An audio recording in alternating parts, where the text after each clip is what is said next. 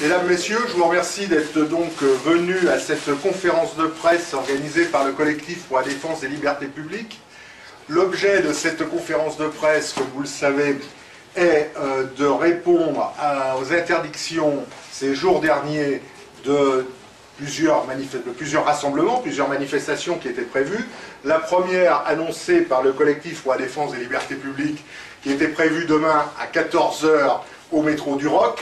Et à la suite de l'interdiction de cette manifestation, le mouvement Riposte laïque a appelé à un autre rassemblement demain, donc à la même heure, à d'Enfer-Rochereau. Ce rassemblement a aussi été interdit. Tout à l'heure, Pierre Cassin, qui est à ma gauche, en parlera peut-être un petit peu plus longuement. Donc pour revenir dans l'esprit général du collectif pour la défense des libertés publiques, qui a été créé, je le rappelle, au début du mois de juin dernier, ici même d'ailleurs, nous avons créé cette structure afin de répondre à la multiplication des interdictions de la part du gouvernement de M. Ayrault et en particulier aux provocations de Mme Taubira et de M. Valls par rapport à ce que l'on peut appeler globalement l'ensemble de l'opposition patriotique. Ces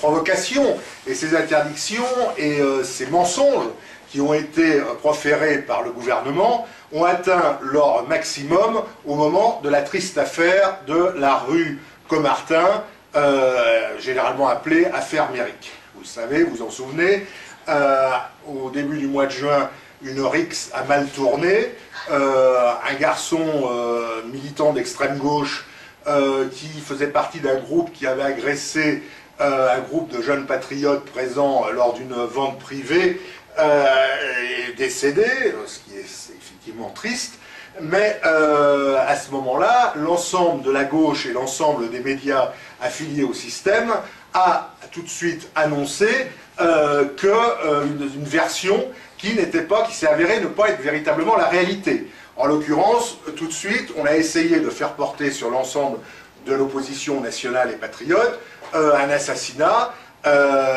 et on a voulu confondre très rapidement les agresseurs et les agressés. La suite des événements a remis les choses en place. Je dois dire à ce propos que dès le début de cette affaire, je dois souligner la réaction rapide et efficace qui a été celle de Serge Ayoub, responsable de du mouvement Troisième Voie, auquel le garçon qui était accusé d'être un agresseur et qui en fait était un agressé était proche. Et cette réaction rapide et efficace a permis de déjouer une campagne d'hystérie qui aurait certainement été comparable à ce que l'on a pu vivre dans d'autres temps, par exemple au moment de la malheureuse affaire de Carpentras, ou d'autres affaires similaires que l'on a pu connaître. Donc, je tenais à souligner qu'à ce moment-là, le collectif a été créé, le collectif continue son action, continue à vouloir mener une opposition systématique à toutes les attaques dont l'opposition nationale et patriotique peut être victime. C'est le cas aujourd'hui avec les deux manifestations dont j'ai parlé tout à l'heure qui ont été interdites. Pour nous, peut-être que le système considère que ce sont des défaites, eh bien pour nous, nous considérons que ce sont des victoires. La première victoire, celle dont je vous ai parlé, qui a permis justement d'inverser les réalités dans la triste affaire de la rue Caumartin. La deuxième victoire, c'est le fait que tout simplement on interdise nos manifestations. Eh bien ça veut dire une chose, ça veut dire que nous dérangeons.